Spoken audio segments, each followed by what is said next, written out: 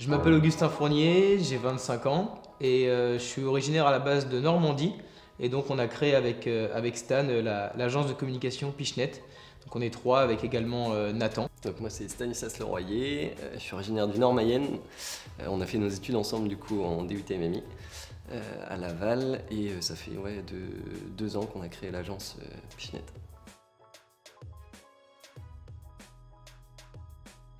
Et ben en fait moi j'étais déjà à mon compte depuis 2017 et j'avais envie de monter un truc un peu plus gros parce j'avais du mal tout seul à me confronter aux plus grosses entreprises. Donc l'idée c'était de monter une vraie agence avec un vrai nom commercial pour pouvoir atteindre ce public-là. Et puis avec des copains c'est encore mieux, donc j'ai appelé Gus et Nathan pour monter le projet. Pichenet, donc oui, c'est une agence de communication. On propose aujourd'hui 4 services différents. Donc on a chacun nos spécialités. Comme ça nous permet de vraiment adapter nos missions en fonction de nos capacités. Parmi les 4 services qu'on propose, on a tout d'abord la création graphique, donc qui va de la création d'affiches, de logos et de tout support de communication. On a notamment fait du maquettage pour du flocage des véhicules. Donc même si on ne s'occupe pas du flocage en lui-même, on s'est occupé de la maquette. On a également ensuite la gestion de réseaux sociaux pour les entreprises. Donc ça peut aller du petit artisan à l'entreprise plus importante qui désire déléguer un petit peu cette partie gestion de réseaux sociaux. Notre troisième pôle d'activité du coup c'est tout ce qui est site web et applications, sachant qu'on fait que du 100% sur mesure. On a Nathan qui est un dev pur et dur chez nous. Et le quatrième pôle c'est tout ce qui est vidéo. C'est vraiment notre force, ça nous permet de les utiliser pour les réseaux sociaux notamment, mais aussi pour illustrer des produits, des événements ou présenter des entreprises.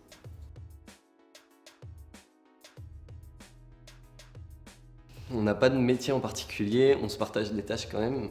Du coup Nathan est plus sur le dev des sites web et des applis, Gus plus tout ce qui est créa graphique, réseaux sociaux et vidéo. Quand il faut filer un coup de main et même faire des réels, c'est cool. Et moi du coup je m'occupe de toute la partie commerciale, gestion. Et après, ensuite, tout le reste, je touche un petit peu à tout aussi, comme quand j'étais à mon compte en fait.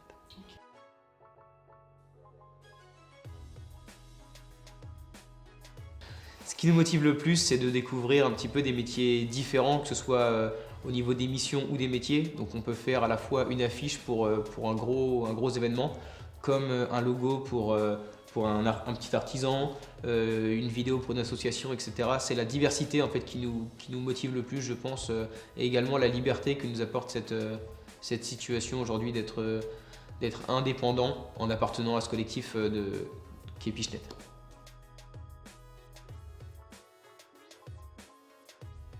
Je pense qu'il faut être créatif, curieux, organisé.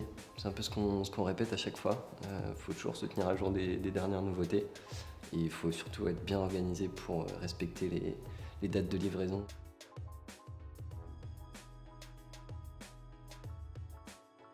Par rapport aux nouvelles technologies, c'est vrai qu'on reste souvent informé de ce qui peut se faire de nouveau, notamment au niveau de l'intelligence artificielle. C'est vrai que c'est quelque chose qui est arrivé assez récemment, mais que nous, au quotidien, on utilise aussi que ce soit pour avoir des idées de contenu ou pour nous aider dans la création de certains supports. Donc on n'utilise pas du tout l'intelligence artificielle comme un substitut, mais plutôt comme un assistant qui nous permet des fois de nous aiguiller dans certains domaines dont on n'est pas forcément spécialisé. Donc on reste à l'affût de toutes les nouvelles technologies, donc tant d'un point de vue intelligence artificielle que d'un point de vue logiciel, notamment avec la création sur Photoshop, sur Premiere Pro, etc. Nathan utilise beaucoup l'intelligence artificielle pour la rédaction des lignes. Il gagne un temps fou directement. Puis même nous du coup sur tout ce qui est traitement vidéo, etc., traitement du son. Et le projet phare de l'agence là sur les 2 ans d'activité, c'est le marathon des écluses. Parce qu'on est parti de zéro ou presque, de rien. Et donc on a refait tout le logo, l'affiche, le site web, la gestion des réseaux sociaux pendant 10-12 mois. Et une vidéo globale de l'événement du coup sur 2 jours, qui nous a pris pas mal de temps et d'organisation. Mais c'est vraiment du coup l'événement qu'on met en avant le plus parce qu'il réunit tous nos corps d'activité.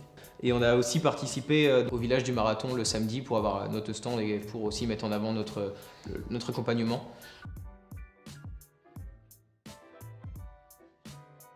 Ça me fait mal au cœur toujours. Bah ouais. Il faut savoir qu'à la base, quand on a lancé le projet, on s'appelait pas Pichenet. On avait choisi le nom l'équipe C. Donc ça date de décembre 2021 que ça a été choisi à peu près. On avait tout monté, tout fait. Tout était fait, les supports de communication sont encore rangés derrière. Le site était prêt. On avait commencé à parler de l'agence en tant que l'équipe C.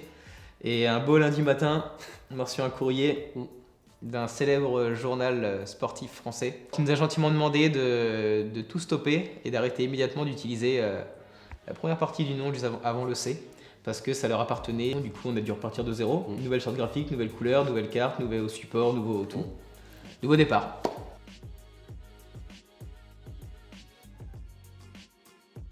Ce qui est bien sur notre métier, c'est que vu qu'on s'occupe un petit peu de tout dans l'agence, on est amené soit à rester des journées au bureau pour tout ce qui est créa graphique, gestion de réseaux sociaux, mais d'un autre côté, du coup moi sur le commercial, je bouge forcément chez les clients, et ensuite tout ce qui est partie vidéo, etc., on n'a pas le choix de se déplacer, et à chaque fois c'est un plaisir parce qu'on découvre des environnements qui sont incroyables, qu'on ne connaît pas du tout. Ça dépend vraiment des clients. On a des clients qui ont déjà leur idée en tête et qui ne changeront pas. Enfin, c'est top, on leur propose et ça colle directement. Et on en a d'autres justement où c'est un petit peu compliqué. On est sur un projet là en ce moment où on est peut-être à la 18e version du logo, donc c'est un petit peu compliqué, sachant qu'à chaque fois on repart de zéro parce que ils ont des nouvelles idées tous les 2 jours, donc c'est un petit peu compliqué, mais on arrive à s'adapter tout le temps.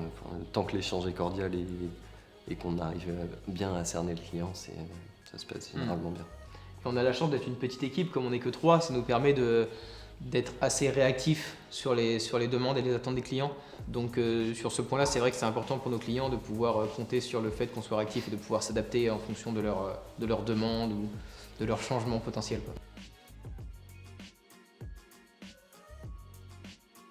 Pour ce qui concerne la formation à la MMI, c'est vrai que personnellement, mais je pense que c'est vrai aussi pour toi, moi je considère aujourd'hui que c'est la meilleure décision que j'ai prise parce que j'étais pas du tout issu de ce domaine-là. J'étais dans le scientifique, dans les études d'ingénieur, j'ai totalement changé, tout arrêté pour repartir dans une nouvelle formation, formation multimédia qui correspondait carrément avec ce que j'aimais, même si j'avais pas de base dans le domaine.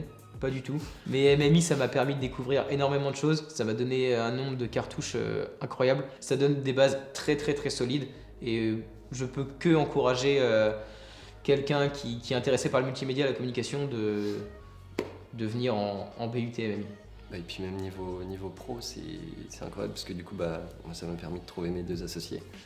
Et ça m'a permis aussi de faire alternance sur le département. Et donc ça m'a permis aussi de faire mon réseau pour pouvoir lancer l'agence derrière, de rencontrer du monde. Franchement, c'est top.